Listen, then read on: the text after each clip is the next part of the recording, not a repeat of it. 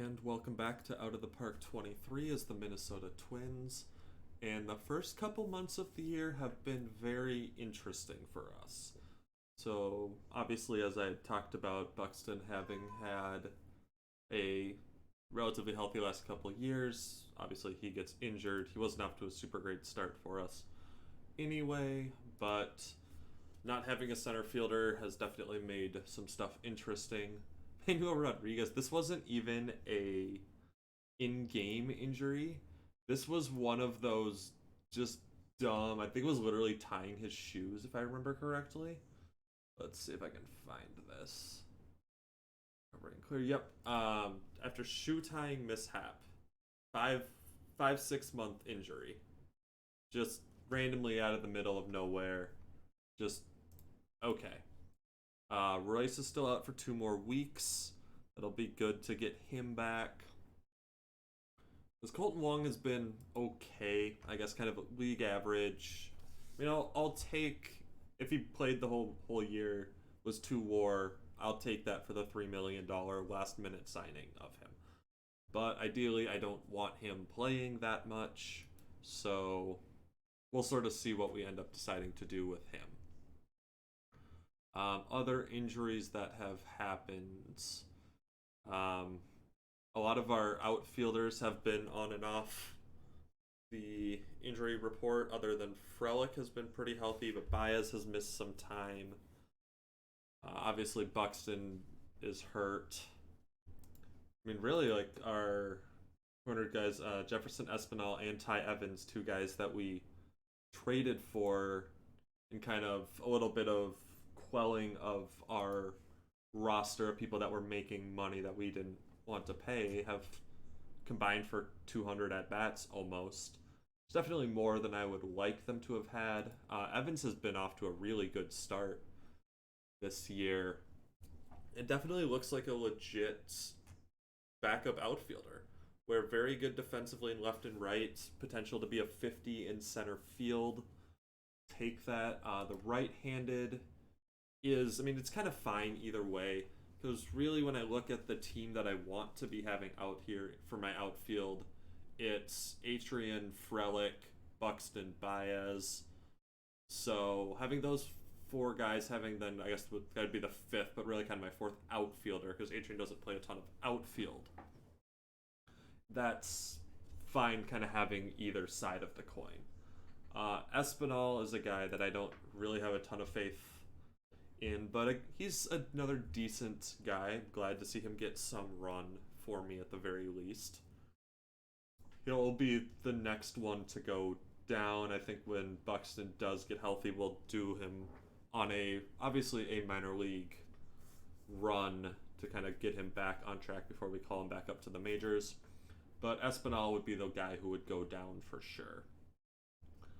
So as far as kind of how people are doing, Gutierrez has been playing well for us. Our catchers have both been hitting. That's been really nice to see. Kirilloff is finally back on track a little bit. We'll see whether he can kind of hit more at this rate. But I mean, that's more WAR than the last couple of years combined for him. See, 2024 was... This is sort of about the year he's on track for. This was sort of a limited year, but he did play more defense in that year. So it'd be nice to see him kind of get back to being at least, a 2 to 3 WAR player where I can at least pseudo justify that salary. Really, I think one of the biggest stories of the year for me has been how bad Jose Miranda has been offensively, where for a guy that's been pretty consistently a 120 plus OPS plus guy, where the minimum was this 116 here. This is just out of nowhere where I don't really know what's going on. He's been fine defensively. We'll definitely take that defensively at third base. But I'm not super sure what to do with that. We'll kind of see how that ends up going. Amaya was injured for a little bit. He's been back doing kind of about the thing I would expect from him. Around the league average with the bat, fine enough defensively. sort of kind of what I would expect. One of the other big things to look at here is a couple of problems with Correa. Is injury proneness has changed to fragile. A lot of these ratings have started to come down. You can see both the contact and the power are both down again. Obviously, we're getting more to the point of where I was concerned about when I signed that 8-year deal. We're coming on to the back half of it. It's 32 this year. He's probably going to opt into this because I don't see him being able to get more than $35 million. I mean, honestly, I think at this point I'd probably be hoping for him to opt out of that because the defensive ratings are down. We'll see if maybe this is just my scout souring on him during an injury and maybe he'll come back and be fine. Because, I mean, you can see here that he's been about a league average hitter since he came back. So I'm going to choose to be hopeful there. Adrian was off to a terrible start this year. You could see in April that he was awful. And then he's started to really pick it up to kind of be more of this type of hitter.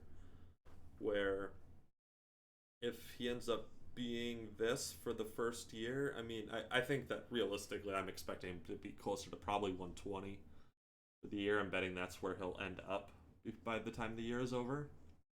But I mean, this is obviously a guy that I'm excited to have around for a couple of years. Sal Frelick has been massive for me this year. Really, him along with Blake Hunt have been, like, if you look at my WAR, the only players above 1.0 are Frelick and Hunt. So he's been massive for us. $11 million next year is something I'll have to think about.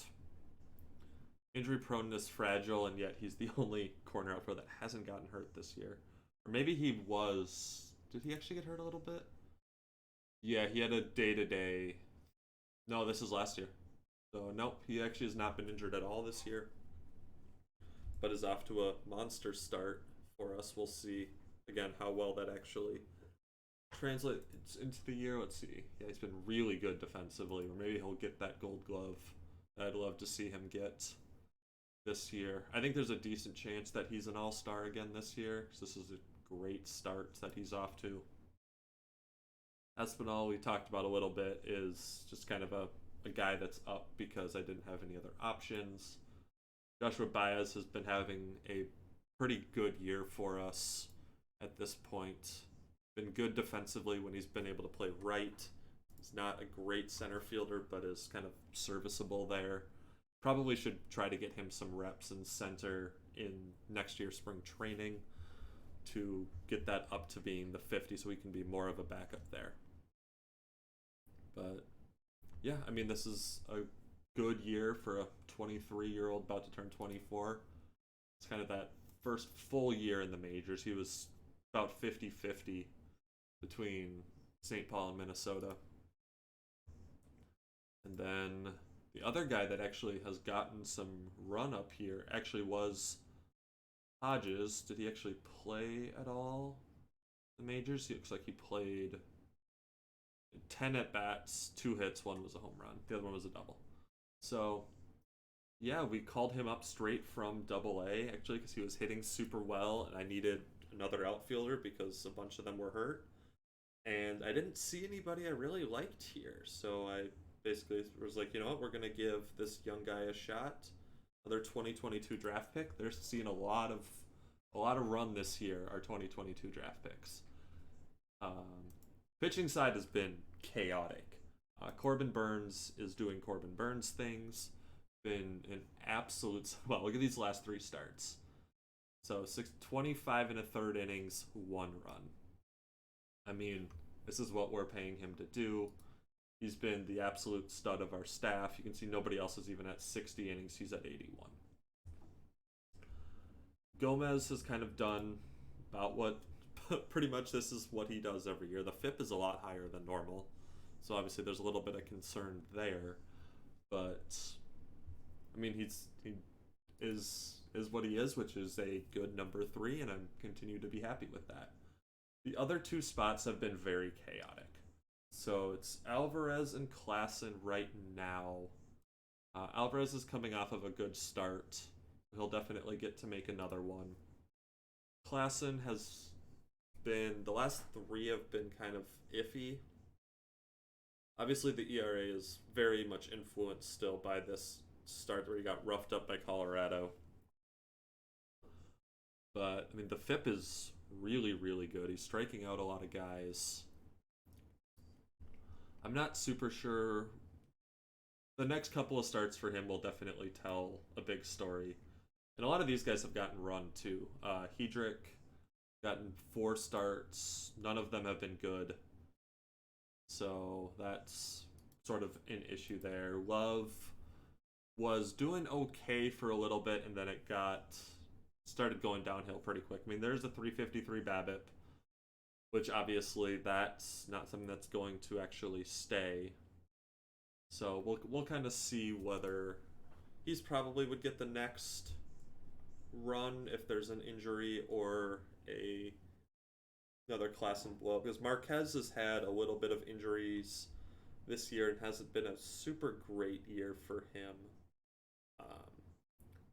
But really, it looks like it's this Colorado start problem. Like the last couple have been bad, but outside of that, it's been decent. Not a amazing year for him, but not a bad one either. And then Weissman's gotten a couple of starts, none of which were good. So he is back in there. Yeah, gave up. This was the best start. Was this 5 1/3, 3 runs, 2 earned runs, then back to back where he gave up 6. So he is now back in AAA.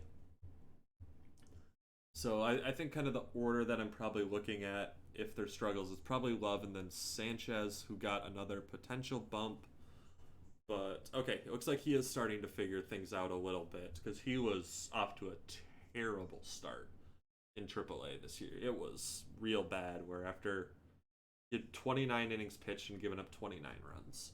So hopefully this will continue on this path, because I think he's probably right now my highest upside starter. So I'd really like to see him get some run this year. But again, we'll sort of see. Relievers, we've gone through a decent amount as well.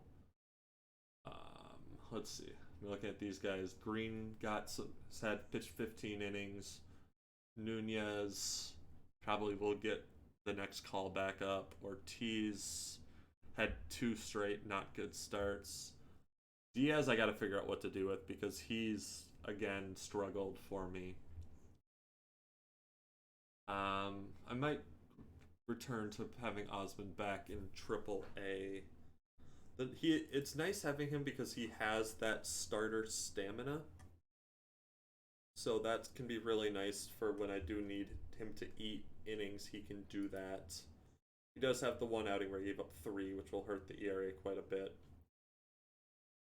I mean, this has definitely been more of a year where I've had to go through different guys. You see 20 games for Hernandez at the beginning of the year. Luckily, we're mostly away from having to use him. But I mean, our 30-man started the year at 31. We're up to 37 now. I'm not sure how many people on here have not made appearances in the majors. Kumar Rocker might be the only one. Cabrera's been up for a little bit. Hasn't been good, but has been up. Hodges also. Yeah, so literally the only one of these 37 guys that hasn't at least made an appearance in the majors is Kumar Rocker, who's obviously, the injuries seem like they've done him in pretty good, though he's potentially okay as a reliever. But we'll kind of see. The fact that the roll-on team isn't unhappy because of expecting to be in the majors is slightly concerning. But I mean, this is a guy who should be able to be a decent reliever, because the stuff is good. Looks like he's kind of figuring it out a little bit. 14K per 9. And yeah, because I mean, just a fastball slider with 60 stamina. I mean, he should be able to be, I think, a good reliever for us. So Duran is a problem for us this year. The FIP says that he's should still be the same type of guy. I mean, 372 BABIP is obviously absurd. So let's see, what does he want contract wise right now? This is actually really interesting. Where I might, before I actually progress any more days, look a little more closely into this. Because this is the type of deal, because I mean, you'll remember before when we looked at this in the last video, that he was looking for something in the range of $25 to $27 million per year.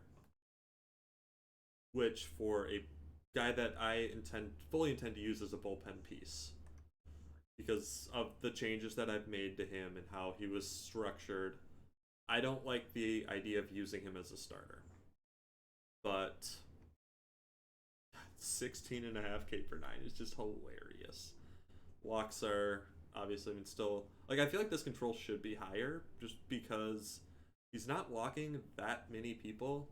Also, low-key, this control should be higher because of his control in real life is actually pretty good. But this has been interesting to see that he's actually onto the second row of awards, so that's fun. But yeah, so that's the team. We're cruising in our division right now. The White Sox are a hilarious story. So they were 12-3 at this point in the year, first 15 games. Since then, they are 11-34. Just look at how bad this is. So they had a stretch, it looks like, where they went 1-16. Because if they would go to +9 to -6 with one win in there. Yeah, they had a stretch where they went 1-16. And they're on another, looks like, pretty bad stretch here, where this is maybe a 1-8 stretch right now. So that is very interesting for them. So yeah, we'll sort of see. I mean, the crazy thing right now is this division, the AL East, of course, is maybe the three best teams in the league, where you can see all three of these guys being really good. I'd say that it's probably Houston. Oh no, Texas is also been pretty good this year. So yeah, let's now go ahead and go into the draft. So we're again starting to see more of the super high potential people that are showing up in the draft. I mean, somebody like this is pretty nice to see. 65 in field range. I mean, this is a guy that you would love. I mean, this might be who I would take first overall, honestly. Would be a guy who could play shortstop next year for you. So, I mean, I guess if you're a team that thinks you're only one or two pieces away, because, I mean, it looks like he's coming off of a monster junior year at East Carolina University. So, or, I mean, you've got the potential of somebody like this who could be a stud defensive center fielder. I mean, this is Camden Hayslip, the guy that we were super excited about for the Yankees, but with actual contact ability, too. Yeah, I mean, he's hit 324 at a minimum his 3 years at the University of Michigan. So, I mean, there's some pretty crazy guys. Oh, there's a catcher. I wonder if no, he's not a catcher. He's just a bat. So our mock draft projection is this guy, who I would definitely think about. The big problem here, obviously, is that he's just a DH, not even really a first baseman, but hit 21 home runs last year. This East Carolina University team must have been pretty good, because we've seen a couple of guys from this team where, I mean, this would be a pretty good bat to have. And then we do have 2 supplemental picks because of Aaron Nola, Sandy Alcantara. This guy I would love to get. Oh, wait, he's 80. Wait, what are these hitting ratings? What? This guy is absurd. 80 running speed, too? Okay, I mean, this guy's, I mean, not even going to fall to here. Like, there's just no way, right? But, I mean, I would grab him up here, because he's probably, as an infielder, like, a decent enough infielder, too. Where there's 2 ways that this guy can be a major leaguer. Okay, that guy's actually absurd. I did a little bit of looking into that. I did not notice that before. That's nutty. And this is another just kind of only a bat because there's no defensive stuff here. So I definitely don't see myself taking both Diosdado and Glover, but I could see myself taking one. So let's go ahead into the draft and let's see who these first, 5 or so picks are. So Benavides goes number 1 overall.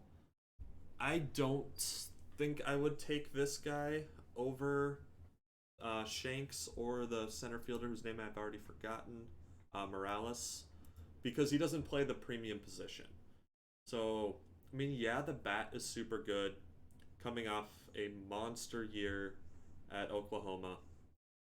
But I think I would have preferred either Shanks or Morales myself. So Sexsmith will go Caden Shanks. This is, I think, who I would have taken at 1, like I said earlier. This year is pretty good, and he's kind of steadily improved, it looks like. Stole a bunch of bases in college, too, it looks like. So even though the power might not be there, this guy seems like a pretty legit piece. And you can see these last 2 years he's walked more than he's struck out. Really like to see that. Mexico City grabs Morales. Yeah, I've kind of thought those were the top 3 guys. And Brightness Baez. I don't know if I love this. I mean, high work ethic, high intelligence is super nice. It's like he's hit a lot of home runs. This is a guy who's probably closer to the majors. Like, you could definitely start a guy like this, I think, in AA and be just fine. Yeah. Where, yeah, I mean, it's an interesting piece. It's definitely betting on the bat. There's not a lot of kind of other spots to get to it, but don't hate it. Rodolfo Pena goes 5th. Actual center fielder with super high contact potential, hit 375 last year at Seton Hall. Like he had a down year of 329, where he hit for more power. They must have had him kind of trying to sell out for power this year, and then he went back to just smacking the ball around everywhere. I mean, 65 gap power right now. That's pretty good. I guess not an infielder. But, yeah, I mean, that's a pretty good piece. Well, let's go ahead and see who is going to be available for the Twins. All right, so Greg Brockington is still here. The guy that I was super interested in. This guy, Oviedo. That's really interesting. I'm not going to lie. There's part of me that just wants to say the upside of this guy is insanity. Just absolute insanity. If you get this pitcher, 80, 60, 60, like this is an ace forever. So Brockington obviously has the advantage of is a decent enough hitter as well as pitcher. The upside's not as high. I don't think he has high intelligence, whereas Oviedo is neither. Demands are irrelevant, I think. Let's just kind of look at some of these other people. Let's look at the rest of the Blues at least. Super low discipline concerns me here. Yeah, I don't think I'm in on Martin Farr at all. Glover was one of the guys that they were projecting us to take. I wouldn't hate grabbing this guy with one of our next picks. Cecil Rennie. I mean, this is intriguing for sure, but it's less interesting than Oviedo. I'm not gonna lie. Luis Collado. This guy looks like a pretty good second baseman. Can't play him at short though because of the low arm. I like the high work ethic. Committed to University of Minnesota. Magnuson. I don't like all of these lows. I don't trust the changeup to develop. Didn't Oviedo need... So this is a concern, I think, here. Of... You would need this changeup to actually develop. Otherwise, he's just a bullpen guy. And that's concerning. So, Brockington is the safer pick here for sure. Because again, there's two routes to him being successful. But I'm not gonna lie, this looks fun. Of potentially hitting on this guy. Like, the upside here is just so absurdly high. Where, again, like, if you hit on this pitcher, this is an ace. This is full on. Like, there's pitchers that I see where they say they're 80 potential, where I'm kind of like, okay, like, well, I don't really see it, but I mean, this is fun. This is super fun. I'm drafting him. You can make a very strong argument, I think, that this was not the correct decision. I should have taken Brockington, and I won't argue with you. But Oviedo is a lot of fun. Darn. I was hoping he would. Oh, that's mean. One pick before us. We almost got both. So Glover and Collado, I think, are both interesting enough. Oh, this is a 70 range center fielder. Hmm. So there's definitely going to be more questions about the bat here. But, I mean, a 65 center fielder, that is pretty nice. Potentially there. Because you're not actually a center fielder. You can. Are you like both? No. You're just kind of nothing? Okay, let's see. Where is OSA projecting Wisconsin to go?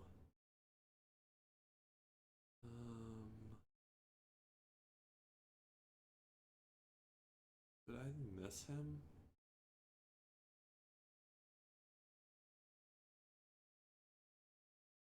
No. Where are you projecting? I do. Oh, all the way down here? No way. There's no way I could get him at this pick. Okay, let's see. So between these two guys, so obviously Glover's just the super high bat. It's the purely betting on that. Whereas Collado is a good second baseman. I mean, it's kind of just Luis Ariz, right? Is the kind of upside of what you're looking at here. He has high work ethic, which is really nice.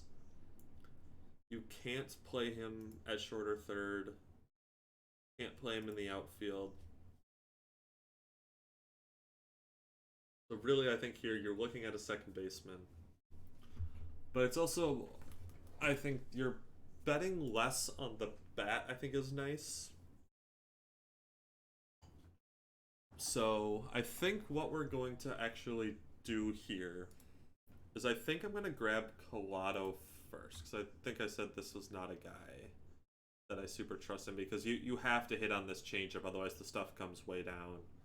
And he's not really anything else. So let's look at the rest of these 65s. There's a lot of pitches here, which is nice. High movement, high control.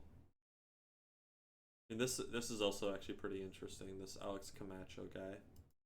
Nick Chandler is kind of, again, it's Luis Ariz, which I'm less interested in as a first baseman. Chris Christmas. Okay. I mean, I'm tempted just based on the name. Super high control is nice, but I don't really see it. I mean, there also is grabbing Wisconsin with one of these picks. Let's see. Are you actually a catcher? No, not really. You are kind of whatever. John Jacobs, Jingleheimer Schmidt, corner outfielder, kind of whatever.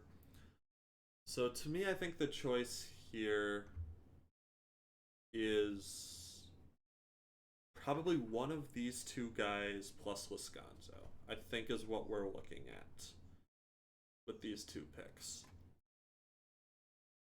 I think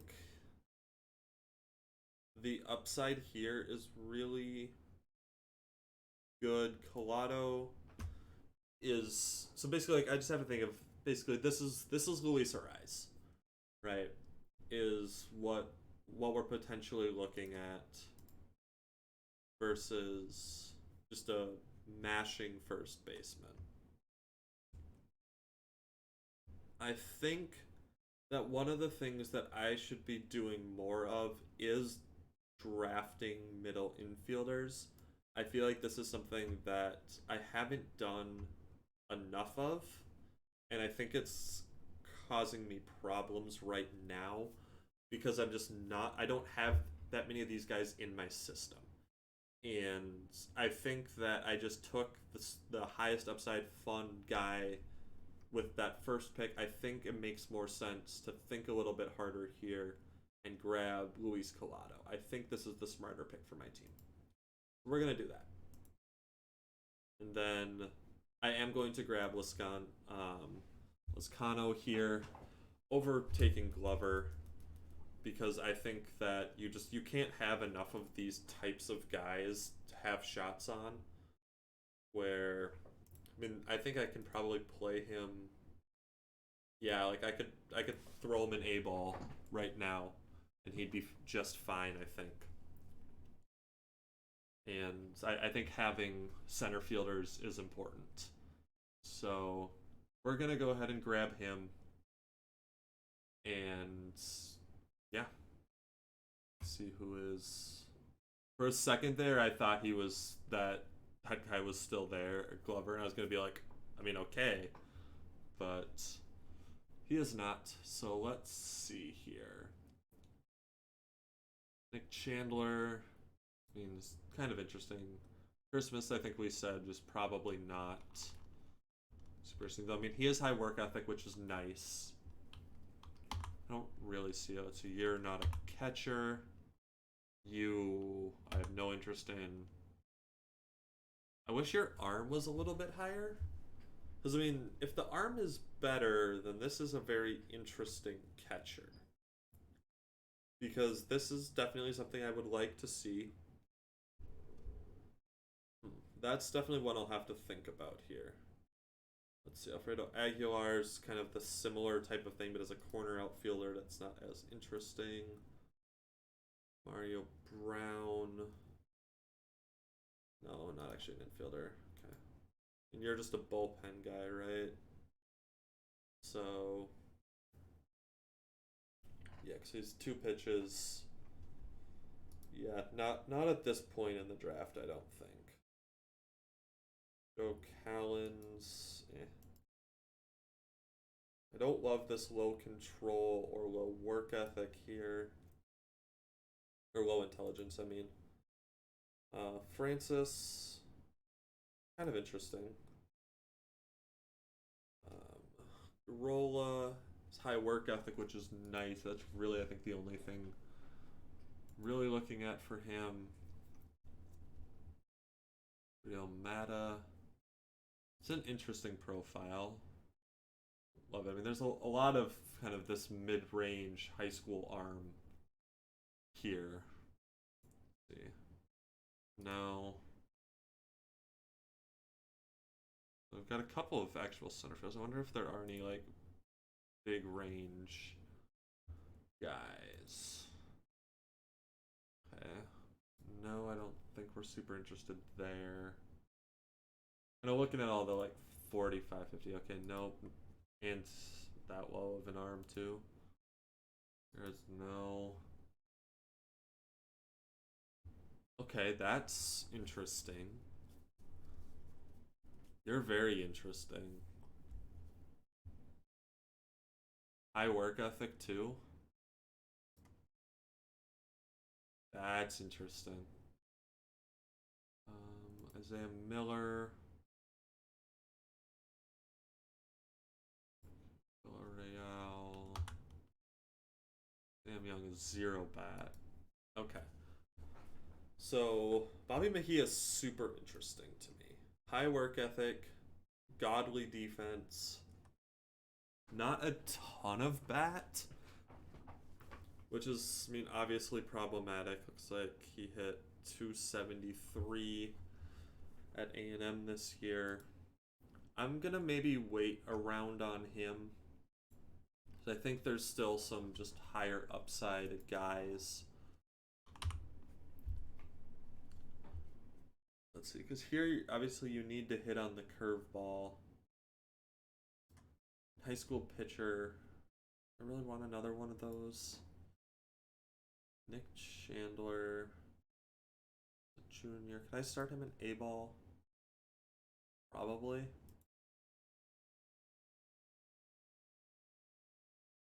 So as far as kind of like the upside goes, right? Weren't you like actually a reasonable here too? So I think it's mostly is between the two 65s here. I really don't like how low this discipline is. Like I think that makes bumping up this contact a ton more concerning. He did hit 342 and 320 it looks like in college. So I mean that says that there's at least some viable options there. Though the high work ethic pitcher, high school pitcher is nice. I have my concerns about this because you're relying on this third pitch to really develop and turn into something. I think I'm going to go ahead and go Chandler here. I think I'm more interested in him. Also just saying, oh, he's still here though. Okay, I'm going to just grab both. Then probably the next round. Let's see. Well, I guess let's see who's still here. I don't think any of these guys were ones I was super interested in. So let's hope that our buddy Bobby Mejia, right, is still here. We're gonna go ahead and grab him. I could play him in A-ball right away. I'm not 100% sure if I'm gonna want to or not. Expect to roll bullpen? What? You can't pitch, can you? No, not at all. It was 4 pitches. Okay. So I'm very intrigued by this defense. We're gonna draft him. All right. Let's see if there's anybody else that is super interesting at this point. We do still have some 55s. Taggart throws a forkball. That's fun. You're a reliever. You're a reliever. No. Brown's like sort of interesting. Aguilar's interesting. Okay, that's the bottom. Okay. So, we have some high work ethic guys here. I don't love this low control. 2 walks per 9 in high school is a little rough. Gabe Granados is a good corner outfielder right now. Should be able to play okay, I would guess, in A-ball. I will say I'm sort of intrigued by the forkball dude because forkballs are fun. The extreme fly ball and low movement is not a combination I super love. Yet. Yeah, I don't love this low control on you, even though you are high work ethic, which is really nice. Your high work ethic. That's interesting. Lots of greens. There for that guy, David Ramos. That's interesting. His ratings are just all over the place. Interesting, where it looks like this freshman year was his best year in college at Wofford. You're a reliever. Then we're into 45s even. Okay, so as far as the 55s go, it would probably be Aguilar is a sort of interesting piece. Where the 5 greens is nice, but the fact that he's fairly limited, it's like would be an okay first baseman probably as well. But the outfield stuff isn't great for him. So I'm concerned about that. The lack of gap power is not something I'm super worried about here, but again, it's the same type of thing where there's, I mean, obviously there's just going to be more holes in people at this point. Well movement, extreme fly ball is a problem here, though I do like some of this other stuff where even though this is the guy who might be a little more home run prone, yeah, I don't think I love it. Elijah Turnbull is a reliever. Okay, so as far as let's kind of go back through some of this. Is the low discipline here is making me go no. You throw a screwball, which is super fun, and your high work ethic, so that's interesting, I think. Granados is probably the most developed of these guys. Is actually a reasonable corner outfielder. Could fake it in center. Even I don't love that the gap power is the highest batting rating, but is also high work ethic. John Miles is not a great corner outfielder either. So, I mean, really we're going to take one of the high work ethic guys here. You're a reliever. Yeah, I don't think we're going there. So, or we could just go Aguilar because of 5 greens. Low discipline is a problem. I think I'm leaning Granados here. I think this is the best kind of combination of the different things. We're going to go ahead and grab him. And I might look and see how long some of these other guys stick around.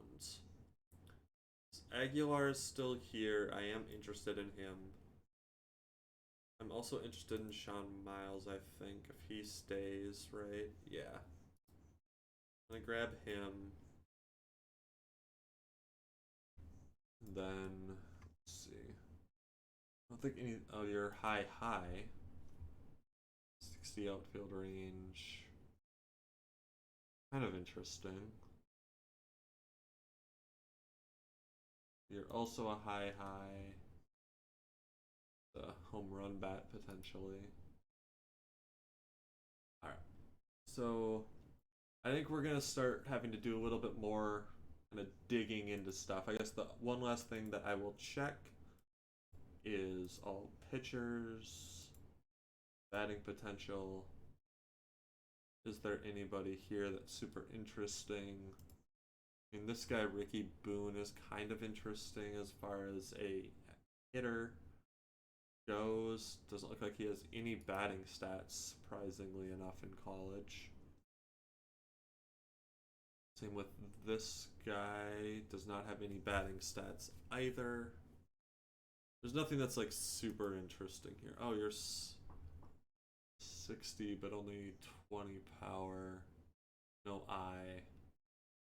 Yeah, so there's not really much here, I don't think. Should check pitching potential, all batters. Anything here?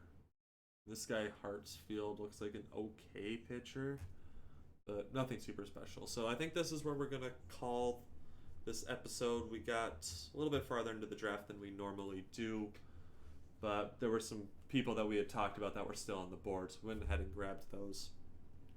Lots more injuries this time, so that's been making this beginning of the year a little bit more interesting to manage.